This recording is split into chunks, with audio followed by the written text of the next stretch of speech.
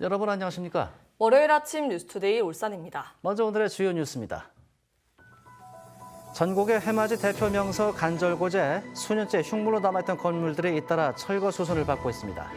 태화강에서 아이부터 노인까지 누구나 무료로 패들보드를 즐길 수 있는 수상 스포츠 체험센터를 운영하고 있습니다. 시민 기자가 다녀왔습니다.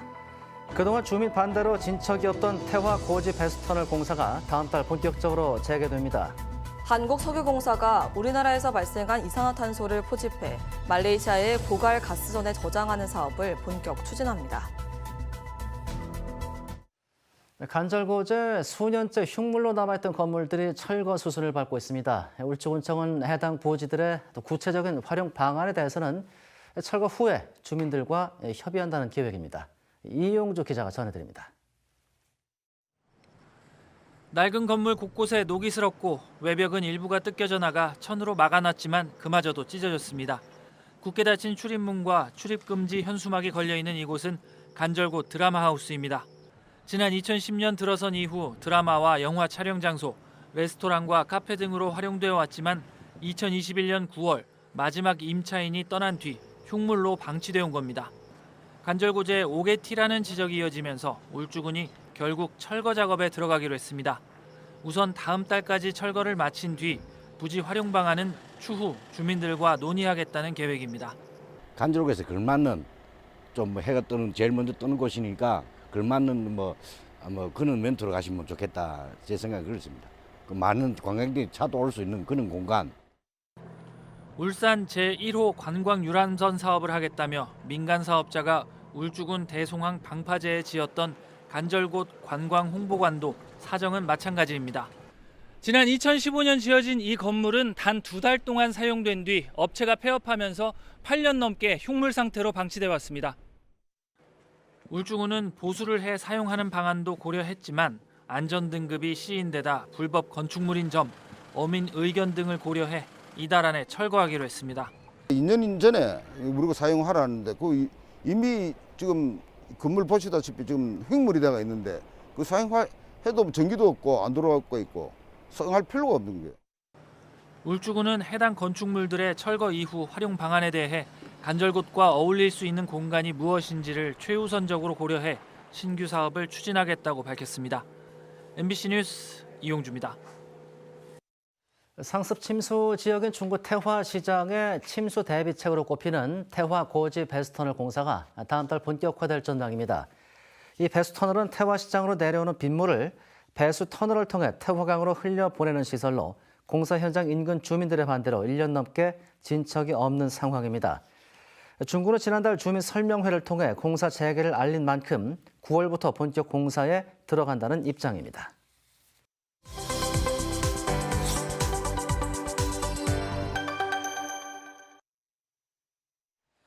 에어부산이 국내 저비용 항공사들 가운데 올해 2분기 최대 영업이익을 달성했습니다. 매출로는 저비용 항공사 4위 수준인데도 이 같은 성과를 올린 건데요. 이런 성적의 이면에는 인력과 비용 감축, 임금 동결이 있었습니다. 이만흥 기자가 취재했습니다. 올 2분기 국내 저비용 항공사들의 실적 발표 결과 매출액 1위는 제주항공으로 3,698억 원이었습니다. 뒤를 이어 티웨이항공 2,861억 원, 진에어 2,590억 원, 에어부산은 1,983억 원으로 4위에 그쳤습니다. 그러나 영업이익 부문에서는 에어부산이 339억 원으로 압도적인 1위였습니다. 제주항공이 231억 원, 티웨이항공 196억 원, 진에어 178억 원이었습니다. 덩치 큰 경쟁사들을 제치고 에어부산이 영업이익 1위를 기록한 데는 그럴 만한 이유가 있습니다. 에어부산은 2019년 이래 5년째 임금이 동결되고 있습니다. 그 사이 352명이 회사를 떠났고 직원들의 업무 강도는 높아진 반면 인건비와 각종 비용은 줄었습니다.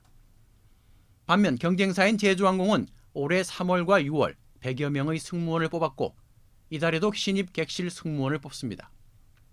진에어도 지난 2월과 7월 두 차례 채용에 이어 하반기에 120명을 추가 채용할 예정이고 티웨이 항공도 신입사원 채용 공고를 냈습니다. 에어부산만 모 회사인 아시아나 항공의 부실 때문에 투자와 채용이 사실상 올스톱된 겁니다. 때문에 에어부산을 아시아나항공으로부터 분리해 매각하라는 요구가 끊이지 않지만 양대 항공사의 결합을 추진 중인 산업은행은 분리 매각은 고려 대상이 아니라고 말합니다. 에어부산을 분리 매각한다는 거는 현재 지금 진행되고 있는 방안에서 고려가 되고 있지는 않은 부분입니다. 오로지 지금 기업 결합의 하나에만 지금 매달리고 있다 보니까요. 아시아나항공과 에어부산 인수를 추진 중인 대한항공은 인수 합병이 완료되기 전까지는 에어부산 문제에 관여할 수 있는 권한이 없다는 입장입니다. 재무 자료나 이런 걸 함부로 들여다볼 수도 없는 상황이고 인수합병이 끝나기 전까지 아시아나와 아시아나 자회사 저희가 어쨌든 관여할 수 있는 상황은 현재는 아니에요. 대한항공과 아시아나항공의 기업 결합은 올해도 해를 넘길 수 있다는 전망이 나옵니다. 기업 결합 자체가 무산될 가능성도 제기되고 있습니다. 그러는 사이 애꿎은 국내 우량 저비용 항공사들까지 피해를 입고 있습니다. MBC 뉴스 이만흥입니다. 폭염이 계속되면서 전력 소비량도 최고치를 기록하고 있습니다. 그나마 블랙아웃이 되지 않는 건 태양광을 비롯한 신재생 에너지 때문인데요. 대규모 주차장을 활용한 태양광 발전 설치가 시급하다는 주장이 나왔습니다. 경남에서 김태석 기자가 보도합니다. 두산에너빌리티가 2018년 창원 본사 주차장에 설치한 태양광 발전 시설입니다. 시간당 3메가와트 규모의 ESS, 즉 에너지 저장 장치를 연계한 1.5메가와트급 규모로 성장성이 높은 글로벌 ESS 시장 공략에도 나선다는 계획을 세웠습니다.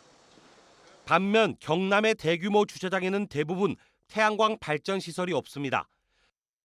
김해 관광유통단지 주차장, 워터파크와 아울렛 등을 끼고 있어 축구장 1.5배 넓이에 12만 제곱미터 규모지만 주차장 외엔 활용되지 않습니다. 경남의 2021년 전력 소비량은 3만 5천여 기가와트, 이 중 태양광이나 풍력 등 신재생에너지 발전량은 2만 5천여 기가와트로 7.1%에 불과하고 전국 평균 8.3%에도 못 미치는 수준입니다.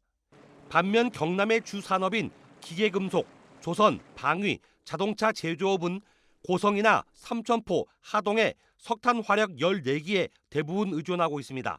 재생에너지 확대라든지 기후 재난에 대한 대비하는 것보다는 지금 윤석열 정권의 그 기조에 맞추는 것이 더 급하다고 생각하고 있어서 민주당 허영 국회의원 등은 지난달 국가나 지자체가 설치하거나 지원한 주차장, 그리고 주차 대수 80대를 초과하는 주차장엔 신재생에너지 발전 시설을 의무화하는 법안을 발의했습니다. 경남 환경운동연합이 도내 80면 이상 주차장에 태양광 발전 설치 잠재량을 조사한 결과 약 235메가와트 규모인 것으로 추정됐습니다. 가정에서 사용하는 3kW 기준으로 볼 때 8만 4천 가구가 외부 전력 공급 지원 없이 1년간 사용할 수 있는 양이라고 볼 수 있겠습니다. 환경단체는 또 경상남도가 주차장 태양광 설치 현황과 설치량에 대한 실태를 조사하고 설치를 의무화하는 조례를 도입해야 한다고 주장했습니다. MBC 뉴스 김태석입니다.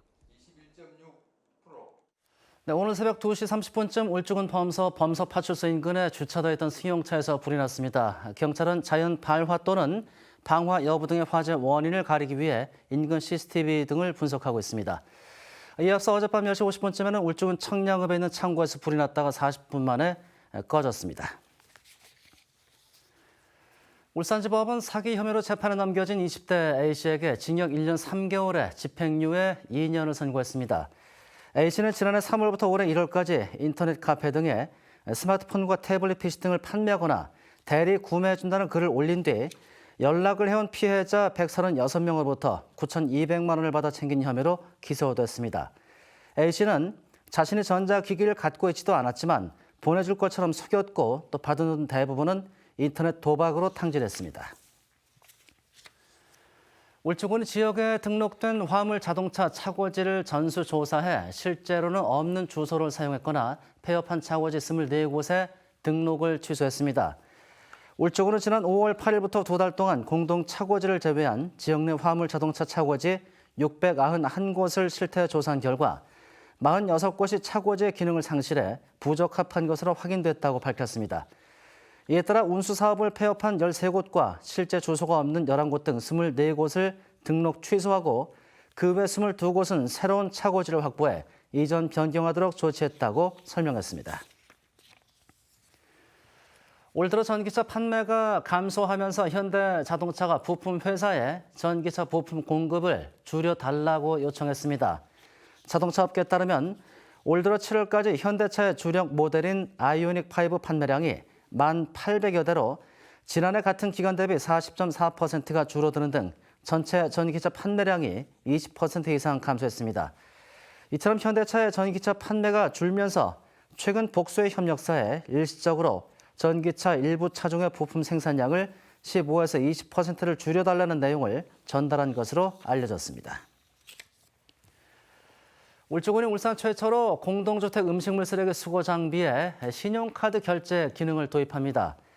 울주군은 기존에는 음식물 쓰레기를 버릴 때 선불 카드를 사서 충전한 뒤 결제를 해야 했지만 이 시스템이 도입된 아파트는 동호수 입력만으로도 신용카드 결제가 가능하다고 설명했습니다. 울주군은 올해 지역 공동주택 10곳을 대상으로 시범 운영을 한 뒤 시스템 적용 아파트를 늘려갈 계획입니다. 문화재청이 미래 무형유산 발굴 육성 사업 30건을 선정한 가운데 울산의 제철 기술인 쇠부리 기술이 포함됐습니다. 울산 쇠부리 기술은 조선 후기에 발명된 토철 재련법으로 쇠부리 가마에서 재련해 판장쇠를 생산하고 각종 철기를 제작하는 기술을 말합니다. 미래 무형유산 발굴 육성 사업은 지역 내 지정되지 않은 무형유산을 선정해 가치를 발견하고 문화자원으로 키우는 활동으로 연간 최대 2억 원을 지원합니다. 울산 울주 세계 산악영화제 측이 오는 18일 오후 7시 울주군 상북초등학교 소호분교에서 영화 여행 프로그램을 진행합니다. 이 행사는 영화제 측과 소우리 마을회가 공동 주관하며 한국영상자료원이 상영에 필요한 설비를 지원합니다. 무료로 진행되는 이번 프로그램은 지역 동호회 공연에 이어 오후 7시 40분부터 최윤태 감독의 영화 야구소녀가 상영됩니다. 교권 보호에 대한 목소리가 높아지고 있는 가운데 울산시 교육청이 이달부터 오는 11월까지 39개 학교에서 교권 보호 연수를 진행합니다. 교권과 관련된 법률, 교권 침해 사례 대응 요령, 교권 활동 침해를 받은 교원에 대한 지원 방안 등을 설명합니다. 또 학생과 학부모, 교사가 서로 대립하고 갈등하는 관계가 아닌 상호 존중하는 학교 문화를 조성하는 것이 근본적인 해결책이라는 점을 강조할 예정입니다. 울산항만공사가 오늘부터 21일까지 2023년 울산항 온실가스 감축 등록 지원 사업에 참여할 기업을 모집합니다. 신청 자격은 울산항 또는 항만배후단지에 폐열회수 이용 설비, 신재생 에너지 활용 설비 등의 인프라를 갖춘 사업자로 평가 후 컨설팅을 통해 배출권 거래제 상쇄제도 외부 사업을 등록하게 됩니다. 이 사업은 울산항 이용자의 탄소 배출 관련 진입 문턱을 낮추고 기후 위기를 함께 헤쳐나아가기 위해 진행됩니다. 끝으로 날씨입니다. 성희애진 기상캐스터입니다. 이제 아침에는 제법 선선하죠. 울산의 현재 기온은 24도로 열대야도 모두 사라졌습니다. 오늘 하늘에는 대체로 구름 많이 지나는 가운데 종일 미세먼지 농도도 좋음 수준이 예상됩니다. 오늘 낮 동안에는 극심한 더위까지는 아니어도 여전히 덥겠습니다. 오늘 울산의 한낮 기온 30도가 예상되는데요. 기온만 놓고 보면 예년 여름만큼 더운 날씨지만 다른 지역과 비교했을 때는 비교적 기온이 낮은 편입니다. 다만 오늘 자외선 지수는 매우 높겠습니다. 징검다리 연휴 활용해서 휴가 떠나신 분들 많으실 텐데요. 나가실 때 자외선 차단제 꼭 사용해 주셔야겠습니다. 오늘 하늘에는 대체로 구름이 많이 지나겠습니다. 현재 기온은 경주가 23도, 양산과 부산은 26도로 지역 간 차이가 크게 나타나고 있습니다. 오늘 낮 최고 기온은 울산과 포항이 30도가 예상됩니다. 오늘 바다의 물결은 동해남부 먼바다에서 최고 2.5m까지 높게 일겠습니다. 또 한때 비가 내리기도 하겠습니다.